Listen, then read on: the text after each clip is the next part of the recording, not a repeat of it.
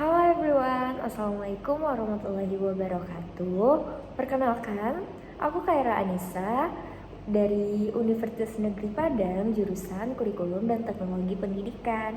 Dan kali ini kita akan membahas mengenai pembelajaran efektif di dalam kelas. Menurut teman-teman, pembelajaran yang efektif itu kayak gimana sih?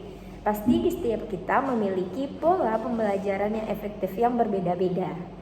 Menurut pendapat aku sendiri sih, pembelajaran efektif itu pembelajaran yang teratur yang ada di dalam kelas, di mana siswanya aktif dalam pembelajaran yang ada di dalam kelas dan informasi yang didapatkan oleh guru yang menjelaskan juga mereka serap dengan baik gitu, sehingga dalam proses pembelajaran itu menjadi menyenangkan dan tidak membosankan.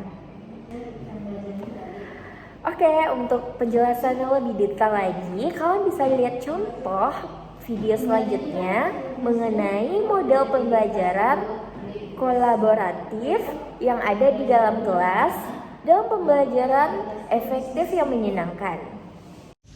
Pembelajaran efektif merupakan pembelajaran yang memungkinkan siswa untuk dapat belajar dengan mudah, menyenangkan, dan dapat mencapai tujuan pembelajaran tersebut.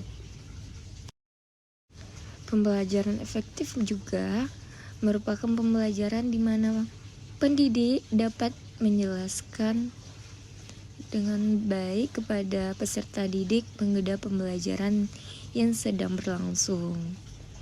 Seperti yang ada di dalam video ini merupakan contoh model kolaboratif, yaitu merupakan guru menjelaskan, lalu peserta didik dapat berperan aktif seperti berdiskusi, bertanya, menyatakan pendapat, maupun lainnya. Dan silakan simak video sampai habis ya.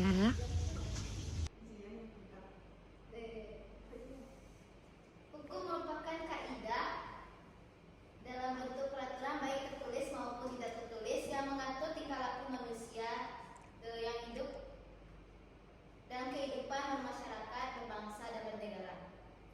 Jadi hukum itu adalah segala aturan yang kita taati di dalam sebuah negara, baik itu warga negara kita sendiri maupun warga negara asing. Suci, coba kamu jelaskan. Suci apa nih, Bu? Suci kamu. Kenapa hukum yang ada di negara Indonesia ini juga berlaku bagi warga negara asing yang menempati di Indonesia atau berkunjung ke Indonesia? Oke, ini Bu, kan hukum di Indonesia itu gimana ya? Itu Bu, Hukum perdata. bukan. Kenapa orang asing juga mengikuti hukum di Indonesia? Ya. Karena kalau dia tinggal di Indonesia berarti dia harus ikut aturan Indonesia. Kalau dia tinggal di negara dia harus ikut aturan negara dia. Bukan kita yang mengikuti aturan negara dia. Itu Bu. Jadi inti dari kata suci itu setiap orang yang baik itu masyarakat Indonesia sendiri maupun masyarakat dari negara lain, apabila sudah menempati suatu negara, maka dia wajib untuk mengikuti segala peraturan yang ada di Indonesia. Coba Suci jelaskan apa saja undang-undang. Ya. Coba Suci jelaskan salah satu contoh peraturan yang wajib seluruh masyarakat Indonesia untuk ditaati pada kehidupan sehari-hari. Gini Bu, misalnya saya berkendara naik motor, saya tuh harus memakai helm. Karena kalau kita memakai helm Bu, kita tuh satu kita aman. Kalau terjadi apa-apa misalnya kita tabrakan nih Bu, kita terjatuh, nggak langsung kepala kita yang pecah Bu, lumayan masih helmnya yang rusak atau mungkin setengah matinya masih kritis lah Bu gitu. Nah jadi orang Indonesia tuh Bu dalam kehidupan sehari-harinya kalau masalah hukum kayak kan polisi polisi harus menerapkan semua tuh Bu. Para masyarakat tuh harus menaati seperti helm, seperti ya lalu lintas gitulah Bu gitu. Jadi kalau dalam kehidupan sehari-hari gitu yang berbau hukum itu yang kayak menaati peraturan itu ya seperti memakai helm Bu. Jadi yang dimaksudkan oleh Suci tadi, saat kita berkendaraan kita harus wajib memakai helm dan mematuhi segala peraturan lalu lintas, seperti kalau lampu merah, hijau, kuning, kan itu mempunyai arti masing-masing, sehingga peraturan yang kita jalani tersebut dapat menyelamatkan diri kita dan orang lain.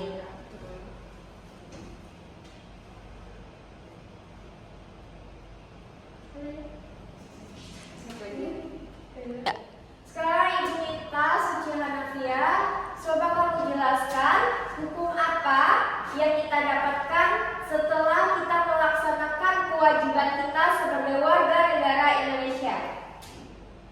Maaf Bu, saya kurang mengerti. Kenapa kamu tidak mengerti? Kan sudah Ibu jelaskan ke minggu kemarin. Baca buku-buku itu dan minggu besok Ibu akan nanya kalian satu persatu untuk penambahan nilai kalian. Jadi akan Ibu jelaskan kembali. Ada yang namanya kita sebagai warga negara Indonesia harus menaati hukum yang ada di sini. Dan kita mempunyai hak dan kewajiban.